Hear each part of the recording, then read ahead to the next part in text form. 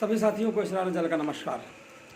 साथियों, आज पुनः इस वीडियो में हम उत्तर प्रदेश राजस्व संहिता 2006 के बारे में आपसे बातचीत कर रहे हैं। यह वीडियो इस सीरीज का 17वां भाग है। कल के वीडियो में धारा 80, 81, 82, 83 के बारे में आपसे बातचीत हो चुकी थी। आज के वीडियो में धारा 84, धारा 85, 86, 87, 88, 89, 90, 91 बारे में आपसे बातचीत करेंगे। धारा 84 क्या है? आसामी का अपनी जोत पर अनन्य कब्जा व अधिकार। धारा 84 में वर्णन किया गया है कि एक आसामी का अपनी भूमि पर जिस पर वो खेती कर रहा है उस पर उसका अनन्य कब्जा व अधिकार होगा और कृषि करने का पूरा अधिकार वो रखेगा साथियों। लेकिन आसामी आदमी कृषि से अन्य किसी और काम के लिए उस जमीन का उपयोग नहीं कर सकेगा।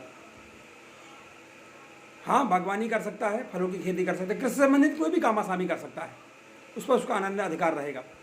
अनन्य कब्जा व अधिकार माना गया है आसामी का।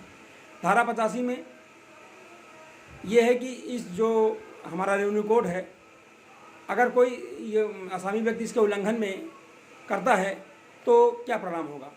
अगर आसामी आदमी जो है भूमि का उपयोग किसी अन्य काम के लिए करता है तो निश्चित तौर से वो बेदखल किया जाने का दायी होगा, बेदखल कर दिया जाएगा। और ये बेदखल करने का काम कौन करेगा? जो भूमि धारक है, असल भूमि मालिक है, जिस पर आसामी जो है खेती कर रहा है, वो भूमि मालिक की ओर से अगर मुकदमा लाया जाएगा SDM कोर्ट में तो निश्चित तौर से ऐसा आसामी बेदखल कर दिया जाएगा अगर वो कृषि से भिन्न किसी और काम के लिए उस जमीन का उपयोग कर रहा है तो। धारा 86 में स्पष्ट रूप से कहा गया कि असंक्रमणीय भूमिधरों अधिकारों वाले भूमिधर का या आसामी का ही समाप्त हो जाना। धारा 86 में जो असंगठित भूमिधर है, नॉन ट्रांसफरेबल राइट वाला आदमी है, जिसके अधिकार अभी पके नहीं, संगठित भूमिधर भी हुआ नहीं है, श्रेणी 2 का काश्तकार है असंगठित भूमिधर, वो या आसामी, उसके अधिकार समाप्त हो जाएंगे यदि सरकार कोई ऐसी बात लाती है, सरकार उनको बेदखल कर देती है तो निश्चित तौर से उनके समस्त अधिकार समाज सुधारों से ही समाप्त हो जाएंगे। अब आते हैं साथियों धारा 87 पर। कुछ सुधार ऐसे हैं जो हटाए नहीं जाएंगे। मान लीजिए कोई आसामी खेती कर रहा था या असंगठित भूमिधर खेती कर रहा था तो उसने कोई सुधार किया है ज़मीन में, तो वो सुधार ये नहीं कि वो आसामी जो है बेदखल हो गया या असंगठित भूमिधर बेदखल हो गया तो वो सुधार हटा देगा ज़मीन, ये कहेंगे हम ज़मीन में हमने ठीक किया है, ये सुधार किया, उसको हम हटा दें। हटाने का अधिकार नहीं होगा। धारा 86 में भूमिधरों के हितों की संकीर्णता के बारे में है।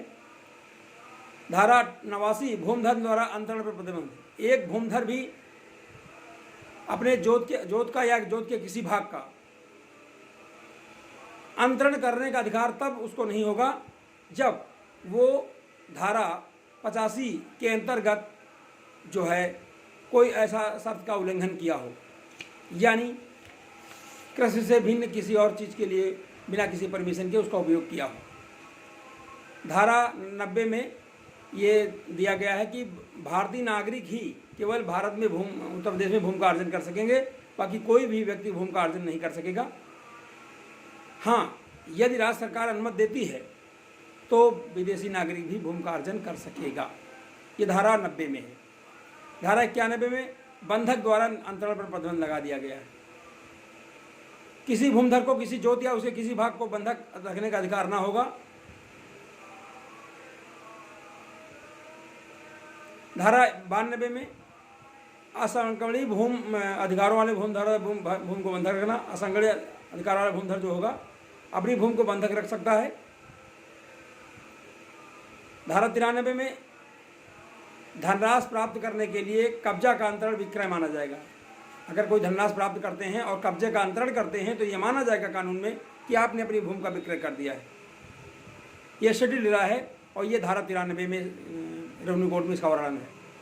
धारा 94 में पट्टे पर प्रतिबंध दिया गया है। कोई भूमिधर या आसामी अपनी जोत या किसी भाग को पट्टे पर नहीं देगा। बहुत महत्वपूर्ण बात है, धारा 94 में कही गई है, रेवेन्यू कोड की धारा 94 में कि कोई भी भूमिधर या आसामी अपने जोत या किसी भाग को पट्टे पर नहीं देगा। केवल धारा 95-96 जिन लोगों को कहा गया है या कृषि में प्रशिक्षण देने वाली कोई मान्यता प्राप्त शिक्षण संस्था, विश्वविद्यालय, कृषि विश्वविद्यालय इत्यादि को छोड़ करके बाकी किसी भी को भी वो पट्टे पर देने का अधिकारी भूमिधर या आसामी नहीं होगा। धारा 95 बहुत ही महत्वपूर्ण धारा साथियों। धारा 95 में क्या बताया गया है?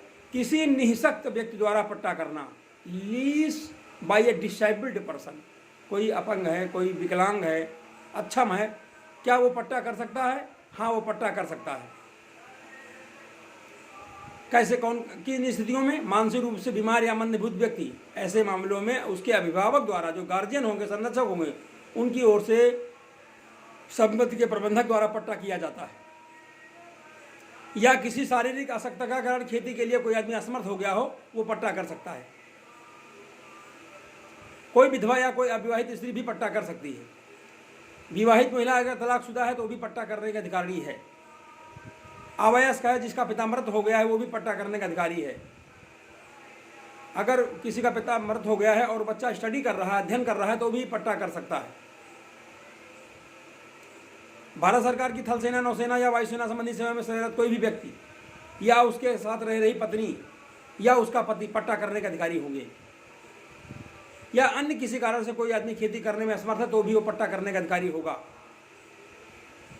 या कोई आदमी कारावास भोग रहा है, जेल में है लंबे समय के लिए, वो भी पट्टा करने का अधिकारी होगा। ये ऐसी स्थितियां थी जो लोग पट्टा कर सकेंगे। धारा 95 में किसी निःशक्त व्यक्ति द्वारा पट्टा करना, ऐसे लोगों को निःशक्त या मजबूर होते हैं, इनके द्वारा पट्टा मान्य होगा। बाकी किसी भूमिधर द्वारा या आसामी द्वारा पट्टा नहीं किया जा सकेगा। निःशक्त सह अंशधारक द्वारा पट्टा करना, अगर कोई डिसेबल्ड पर्सन है और वो को शेयरर है, किसी जमीन का सह खातेदार है, को शेयरर है, सह अंशधारक है, तो भी पट्टा कर सकेगा। अब पट्टा कैसे किया जाएगा साथियों? धारा revenue code, Uttar Pradesh revenue code 2006 की धारा 97 कहती है पट्टा कैसे किया जाएगा। संपत्ति अंतरण अधिनियम 1882 है साथियों, या रजिस्ट्रीकरण अधिनियम 1908 में 1 वर्ष की सीमा से अधिक के लिए कोई पट्टा रजिस्ट्रीकृत लिखित द्वारा विहित रीत से किया जा सकेगा। जो सिस्टम है कानून में उसके द्वारा किया जा सकेगा 1 वर्ष से अधिक के लिए, रजिस्ट्रीकृत अधिनियम के अंतर्गत या संपत्ति अंतरण अधिनियम के अंतर्गत 1 वर्ष के लिए पट्टा किया जा सकेगा। और ये भी प्रॉपर प्रोफार्मा में होगा और रजिस्ट्रीकृत भी किया जा सकेगा। पट्टे को रजिस्ट्रीकृत भी किया जा सकेगा निबंधन कार्यालय में, बैनामा ऑफिस में, रजिस्ट्रार कार्यालय में। साथियों, इस वीडियो में आज इतना ही। आप सभी साथियों वीडियो को देखें और धारा 84 से धारा 97 में का वर्णन इस वीडियो में है। आप सभी साथी धारा 84 से धारा 97 को जानने के लिए इस वीडियो को शुरू से अंत तक देखें। आशा नहीं बल्कि पूर्ण विश्वास है कि जो कुछ भी इस वीडियो में बताया गया है उसको आप देखेंगे तो निश्चित तरह से कुछ समझ में आएगा। आप सभी साथियों को बहुत बहुत धन्यवाद। आपके सुझावों का स्वागत रहेगा। जय राष्ट्र, जय भारत, जय संविधान।